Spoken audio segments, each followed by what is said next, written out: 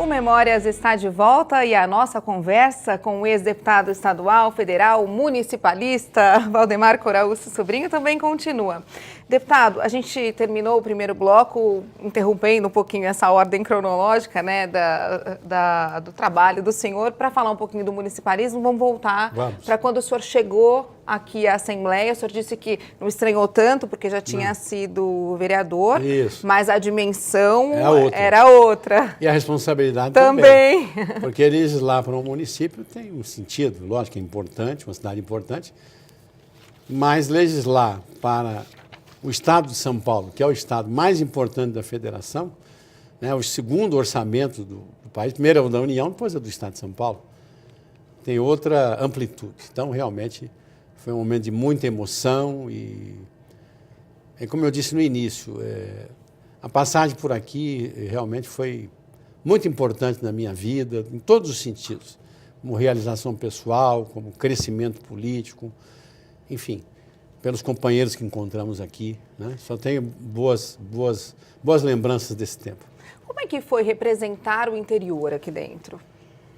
Então, uma região tão importante. Eu gostaria de citar exatamente uma coisa importante. Foi a primeira e única vez na história de Ribeirão Preto que a cidade elegeu 5 deputados estaduais. 5 deputados estaduais, o que foi um fato inédito para a época e continua sendo inédito, né?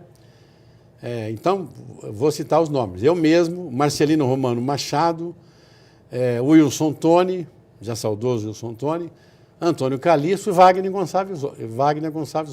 Rossi. E viemos para cá, e isso foi muito importante, porque quando se tratava das questões de interesse local ou regional, nós agíamos em conjunto. Peso. Muitas e muitas vezes nós marcávamos reunião com o então governador Orestes Quercia e íamos os 5 para reivindicar coisas para a nossa cidade e para a nossa região. Aquilo que não... E quando se tratava do plenário, cada um tinha o seu partido, cada um tinha a sua ideologia, tinha a sua postura, mas aquilo que era de alcance da comunidade, por exemplo, a luta para a preservação do Teatro Pedro II, a duplicação da Avenida Anhanguera, onde ela estava parada até a Barranca do Rio Grande, outras lutas locais e regionais, os 5 deputados participaram. E também essa questão de ser do interior e vir para São Paulo e conhecer aqui figuras que eu já admirava, né, por serem nomes de expressão nacional, muitas vezes, que estavam aqui nessa Assembleia. Isso me permitiu também uma convivência muito boa. Eu aprendi muito aqui na Assembleia com esses deputados mais experientes e alguns até, como eu disse, com expressão nacional. Quer dizer que existia isso, quase uma bancada de Ribeirão Preto. Cada um tinha o seu partido e era lógico discordar de algumas posturas, mas quando se tratava de interior, de região, de cidade, se juntavam. Todos nós nos uníamos e a cidade e a região é que ganharam com isso. Com certeza. Como é que foi a chegada à liderança do PFL? Qual era o tamanho da bancada? Como é que foi esse trabalho? Nós tínhamos 11 deputados, o PFL tinha 11 deputados, e a liderança... Tínhamos o Arthur Alves Pinto, que era um grande líder do partido, mas ele nunca quis ser líder, né? Sempre preferiu ficar na mesa da Assembleia, foi secretário. Já veio aqui também contar essas histórias. Eu sei. Ele deve ter dado uma aula sobre política, porque ele é um homem de muito conhecimento, foi vice-prefeito de São Paulo, do ex-prefeito Jânio Quadros, mas ele nunca teve interesse em ser líder da bancada. Ele sempre preferiu ficar na mesa da Assembleia. Primeiro secretário, segundo secretário, enfim. Na liderança, eles sempre elegiam aqui o saudoso Nabi Abichedi, que era, então, quando eu cheguei, era o líder da bancada. Depois de 1 ano e meio, 2 anos, o Nabi Abichedi ou foi para a mesa ou não pretendeu mais permanecer na liderança, e a bancada, por votação, me elegeu líder da bancada. E aí? Então, aí a responsabilidade aumentou ainda mais, porque aí estava chegando exatamente o momento da Constituinte, né? 89, né? Isso deve ter ocorrido no fim de 88, começo de 89, que era o ano da Constituinte. Isso me permitiu também, além da convivência em plenário com os demais líderes, a convivência direta, diária, não vou dizer 24 horas, mas poderia dizer 18 para você, 18, né? Às vezes 20, com todos os demais líderes da época. E com o presidente da casa, o Nico Ramos. Exatamente, o Nabi Abichedi era o vice-presidente nessa época, vice-presidente da casa, né? Por isso eu fui guindado à liderança pelos meus pares, pelos demais companheiros. E essa experiência da liderança foi extraordinária, foi importantíssima para mim, porque me permitiu, sempre democraticamente ouvindo os liderados, né, levar para os demais líderes, no caso da Constituinte, que era de exclusividade da Assembleia, de poder autônomo da Assembleia, dever da Assembleia, mas também junto ao governador, as reivindicações, porque esse é o papel do líder, né? É representar os seus liderados perante o Poder Executivo, encaminhar as votações, estudar as matérias, defendê-las, orientar os liderados. E, no caso da Constituinte, procurar defender as propostas dos deputados constituintes que você está representando lá nas reuniões dos líderes. Qual era o tamanho, a representatividade do PFL naquela época aqui dentro? Deputado? Então, era de 11 deputados, chegamos a ter 12 deputados, era uma bancada expressiva, a maior bancada era do MDB, depois o MDB, com a fundação do PSDB, se não me engano, em 1989, a bancada do PMDB diminuiu um pouquinho, acho que 9 ou 10 ou 11 deputados saíram, 11 deputados foram para o PSDB, né? Eu me lembro da Guiomar Namo de Mello, me lembro do Valdir Trigo, do Tonka Falsetti, de tantos deputados, né? Que foram para o PSDB. E, portanto, o PFL tinha a terceira bancada. A terceira. Terceira bancada aqui na Assembleia. Portanto, tinha uma boa representatividade na mesa e também durante a Constituinte. Foi uma das maiores responsabilidades que o senhor assumiu, hoje olhando para trás, essa época da Constituinte, como líder da terceira maior bancada daqui? Foi muita responsabilidade, porque ser líder de bancada já é uma grande responsabilidade.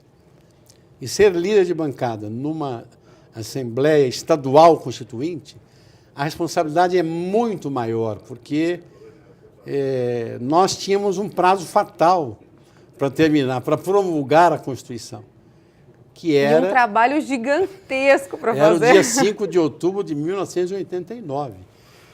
Esse era o prazo fatal para você promulgar a Constituição. E nós fomos trabalhando contra o tempo, porque os outros estados, alguns estados promulgaram as suas constituições em agosto, em setembro. E eu me lembro perfeitamente de uma noite, já naquela reta final, já podíamos ver a linha de chegada ali, né? Pelo menos a bandeira do presidente Nico Ramos. Ele reuniu os líderes, porque não havia acordo. Não se vota nenhuma Constituição, nem federal, nem estadual, se não houver um consenso. Mas o que estava pegando, assim, que impedia esse acordo? Porque, evidentemente, havia alguns capítulos que geravam discordância por causa da questão ideológica, muitas vezes, etc. E aí o presidente Nico Ramos reuniu os líderes lá na sua sala e disse, olha, eu vou fazer um último apelo aqui aos senhores e às senhoras, porque tinha também a Clara antes, tinham vários líderes, né? Vou fazer um último apelo. Vai ficar muito feio, muito ruim para o estado de São Paulo, se nós formos o único estado, que é o mais desenvolvido do país, o mais importante economicamente, ser o único a não promulgar a Constituição, porque todos os outros já tinham promulgado sua Constituição. E nós tínhamos mais 72 horas para fazer aquele entendimento. Meu Deus do céu! E levar a plenário o texto definitivo da Constituição. E faltava muito? Não faltava, porque ela estava toda alinhavada, toda pronta, mas tinha alguns conflitos, né? Alguns queriam retirar alguns artigos, outros não queriam, mas graças à prudência, à sensatez e ao equilíbrio de todos os líderes, nós finalmente conseguimos fazer sair a fumacinha branca, apesar que não tinha chaminé aqui, como lá no Vaticano. Habemos Constituição. Habeamo Constituição. Né? Mas alguém teve que ceder, deputado. Você falou habemo, eu falei abbiamo, coisa de italiano. Coisa né? de italiana, mamma mia. Mas tá certo a pronúncia. Aí não é bem ceder, esse é o entendimento. É disso que decorre a atividade parlamentar. Parlamento quer dizer, é a arte de falar, parla, né? Parlare, do verbo parlare, né? Em latim. Então é isso, conversando, dialogando e não virando as costas, que você chega ao consenso, ao entendimento e aprova. Até hoje é assim.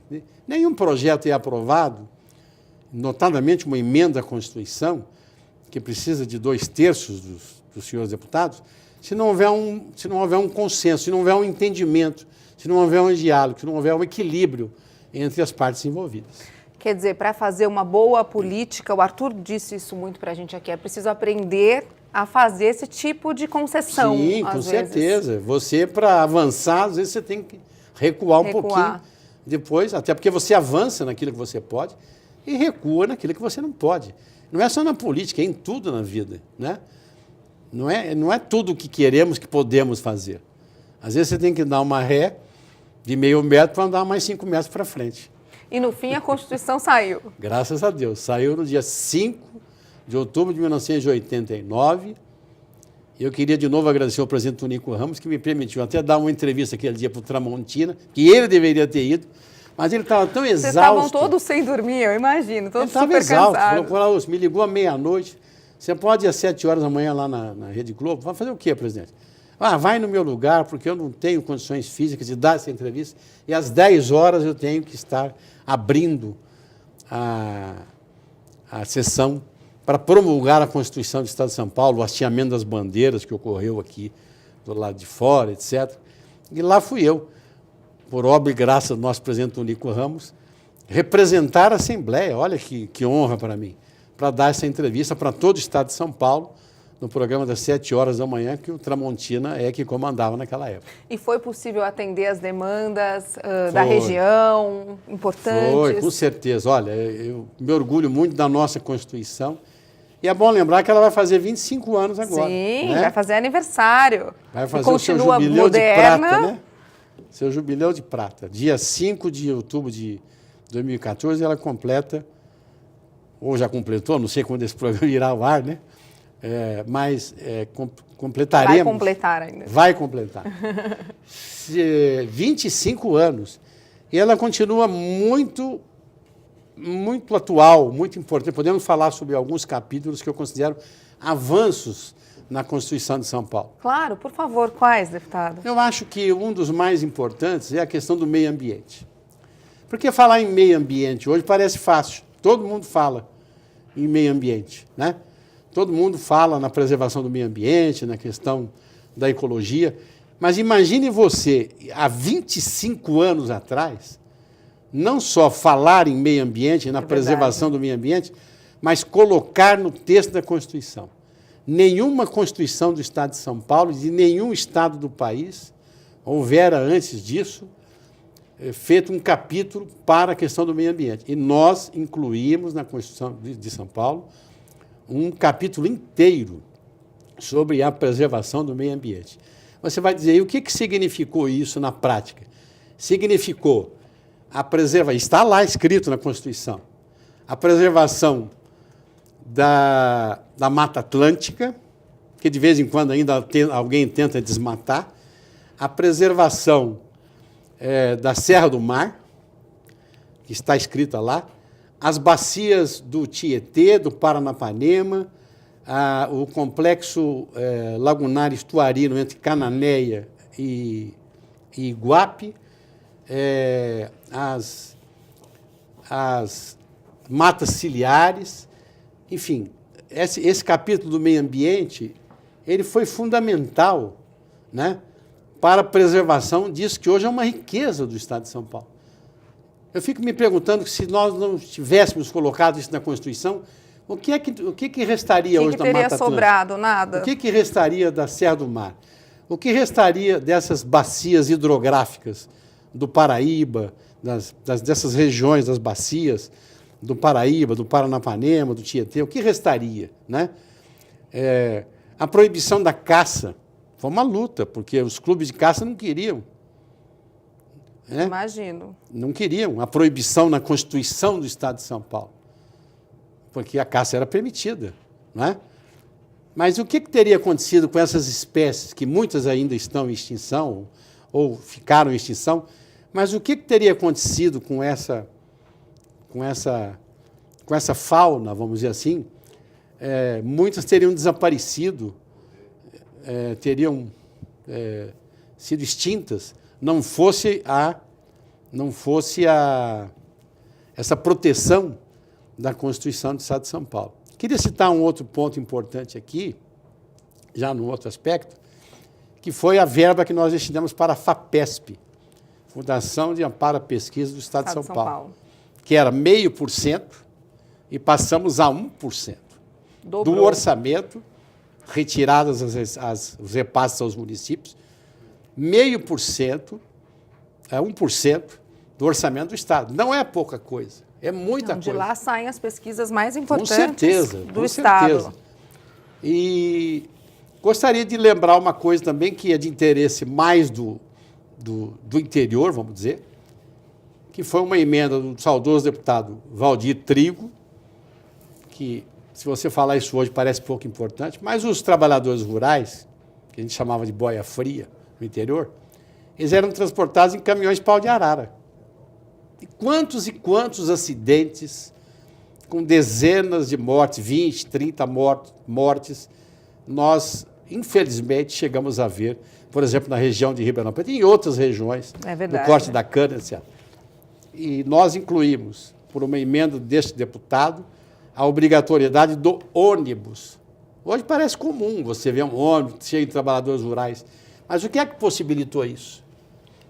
O que possibilitou foi colocar no texto da Constituição do Estado de São Paulo. Fora a organização do Estado, a valorização do Ministério Público, que naturalmente já havia na Constituição Federal de 88, mas foi importante colocar aqui na Constituição do Estado de São Paulo. Havia até uma disputa, né, entre promotores e delegados, porque eles queriam, os delegados queriam ter uma carreira, digamos, não semelhante, mas análoga à do Ministério Público. Isso não era possível, porque a Constituição Federal não permitia.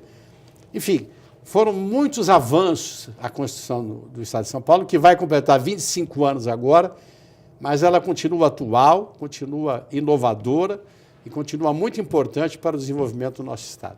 Vamos chamar então mais um intervalo, porque no próximo a gente tem que contar a experiência do senhor como secretário e a experiência lá de Brasília. Com certeza. Daqui a pouquinho a gente volta então com mais memórias, não sai daí, até já.